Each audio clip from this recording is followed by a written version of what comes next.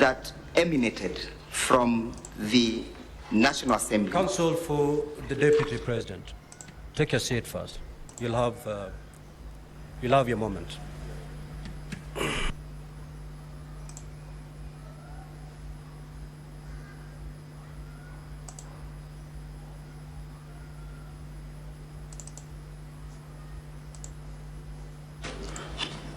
Mr. Speaker, sir, if I could take a few moments this afternoon to respond to the preliminary objection that has been raised. I have three quick issues in response to that objection. Number one,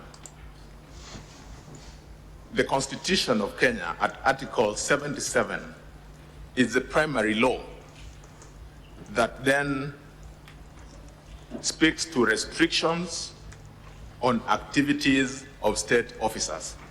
In particular, Article 77(1) reads, "A full-time state officer shall not participate in any other gainful employment." Mr. Speaker, sir, that article introduces one critical variable: gainful employment. Mr. Speaker, sir, gainful employment has been defined within our laws. Specifically, Section 26 of the Leadership and Integrity Act has defined what would amount to gainful employment. If I may, Mr. Speaker, sir, Section 26(1) reads, "Subject to subsection 2, a state officer who is serving on a full-time basis shall not participate in any other gainful employment."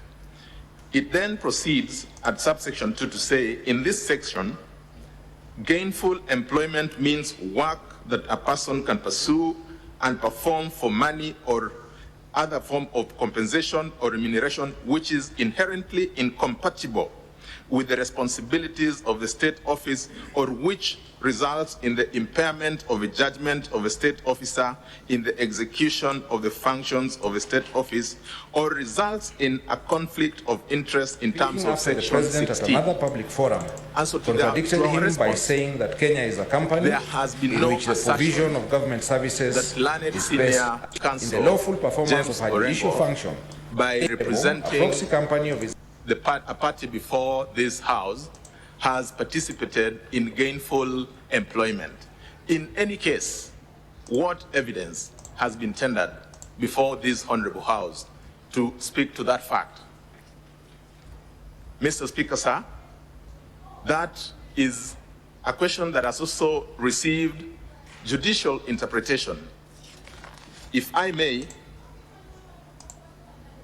in the election petition number 3 of 2013 filed in the High Court in Busia, a similar application was made, again objecting to the participation of the Honorable James Orengo, Senior Counsel, in the proceedings in that matter.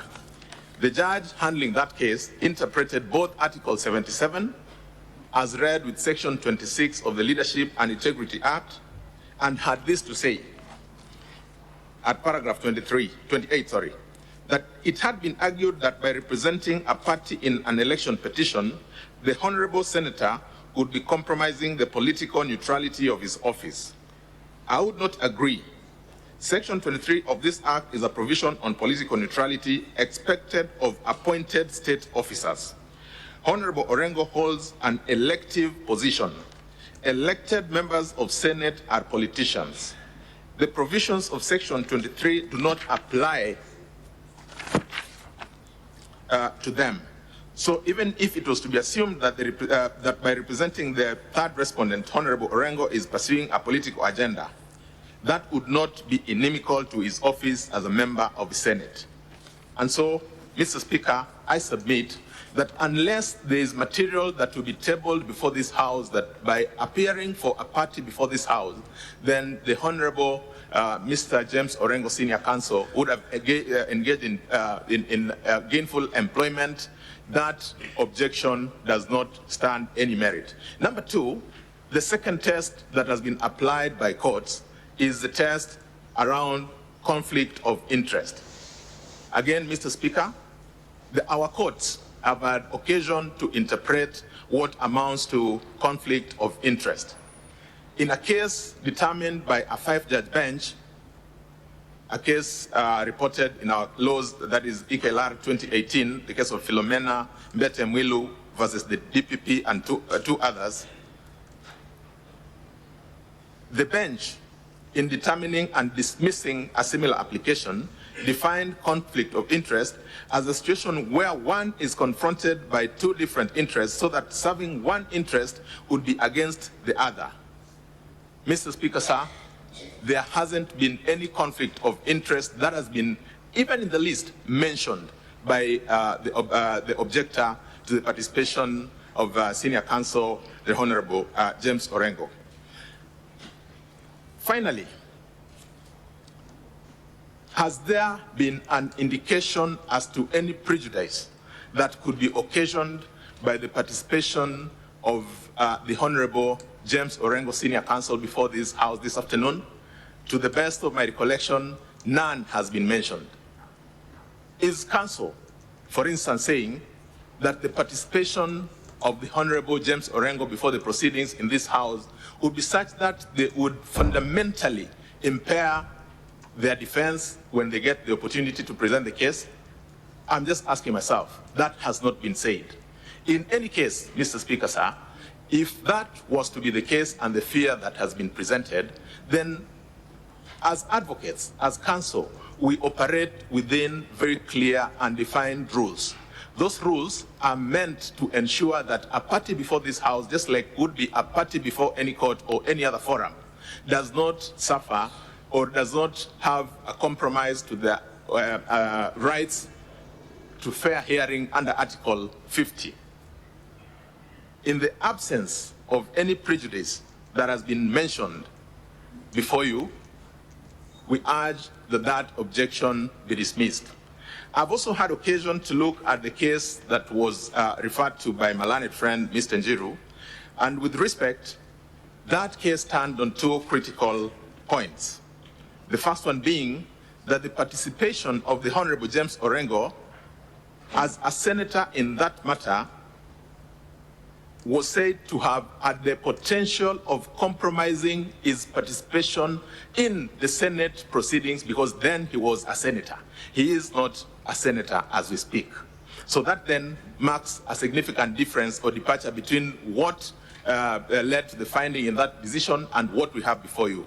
The judge in that specific matter also went on to add that there must also be established a question or a fact of benefit.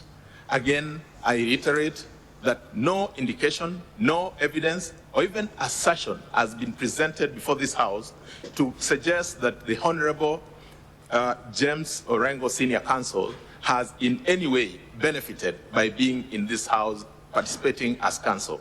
So with that, Mr. Speaker, sir, we urge that that objection be dismissed. I am most obliged. Thank you, Counsel, for His Excellency the Deputy President. Thank you, Mr. Speaker, sir. And in brief response to the submissions by my learned friend, there is no denial that has come from counsel's defense that Senior Counsel Honorable James Orengo is here on pro bono basis. That evidence has not been brought. That claim has not been denied. He's therefore here as counsel earning a fee, and that is what Section 26. Senior Counsel, don't go to that line of argument. If the evidence of him acting pro bono has not been laid on the table, has the evidence of him earning been put on the table? Mr. Speaker, sir, the only presumption... No, we are not going to presume facts. We are not. Mr. Speaker, sir, I am well guided, but may be noted and may go on record that the grounds laid by Section 26, subsection 2, have not been rebutted by the submissions made by counsel, insofar as the gainful employment in these proceedings is concerned. Number two, he is here as a governor of Siaya County, not as a senator. And as such, the petition number 3 of 2013 is distinguishable from the fact that he's here as a serving governor. And that is what Section 26, subsection 2 speaks to, and that is also equally the provisions of Article 77 of the Constitution. Further to that, Mr. Speaker, sir, the test of prejudice is a creation by counsel. It is not the one that at Section 26, subsection 2, and Article 77 speaks to. The only test is gainful employment. Unless that one is rebutted, the general presumption, again, Your Lordship and Mr. Speaker, sir, and that is a legal presumption, unless it is rebutted, is that he is here for a main purpose to earn a living. Mr. Speaker, sir, I leave that to the House to make a determination. Permit me once more to move the House with my last and final application.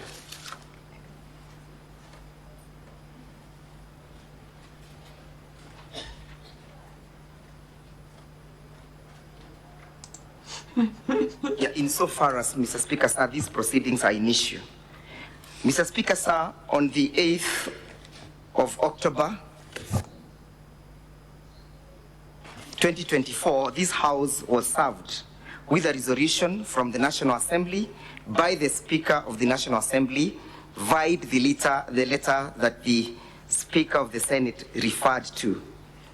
That letter, Mr. Speaker, sir, appears at page 547 to 548 of volume 5 of the National Assembly's bundle of documents.